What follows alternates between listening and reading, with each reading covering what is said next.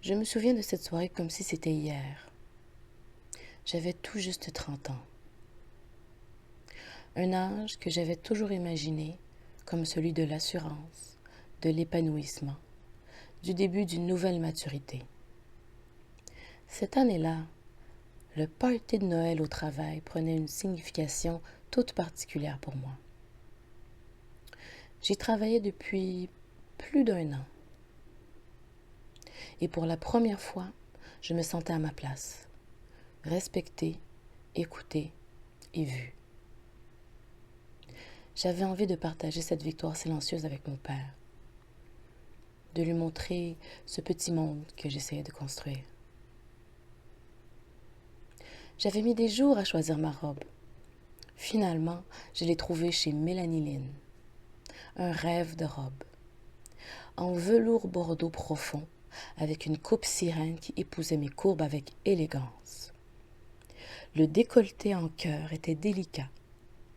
Juste ce qu'il fallait pour me sentir belle, sans trahir cette pudeur que je traîne depuis toujours.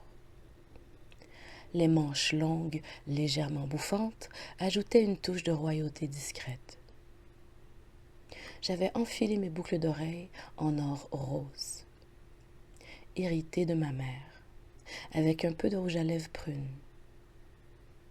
Mon afro, soigneusement défini, trônait avec fierté sur ma tête. Ce soir-là, j'étais prête à briller. Mais au fond, ce n'était pas pour mes collègues que je m'étais autant préparée. C'était pour lui, pour mon père. Je voulais l'impressionner. Je voulais qu'il voie à quel point j'avais grandi. J'avais cette image presque infantine de nous deux marchant côte à côte.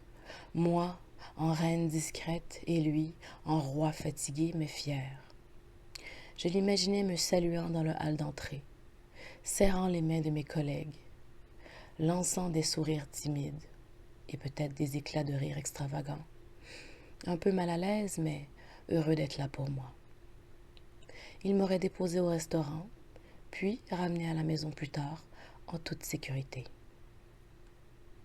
Alors, je l'avais appelé, 3 heures avant que je quitte l'appartement.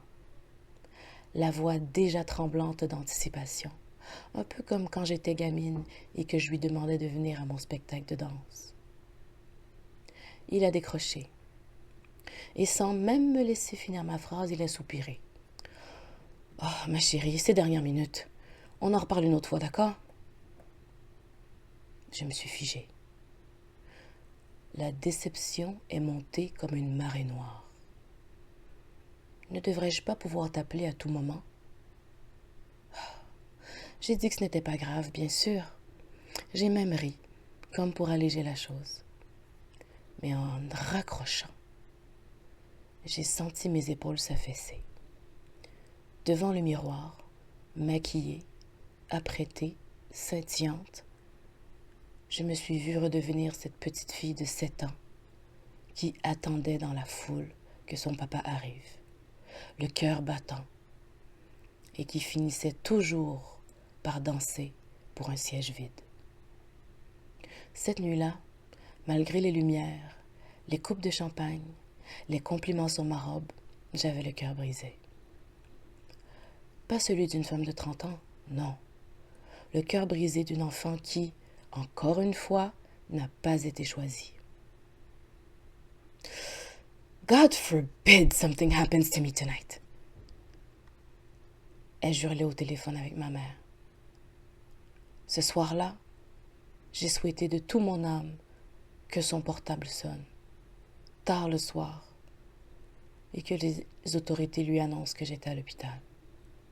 J'ai souhaité de tout mon âme qu'il se torde de remords pour le restant de ses jours.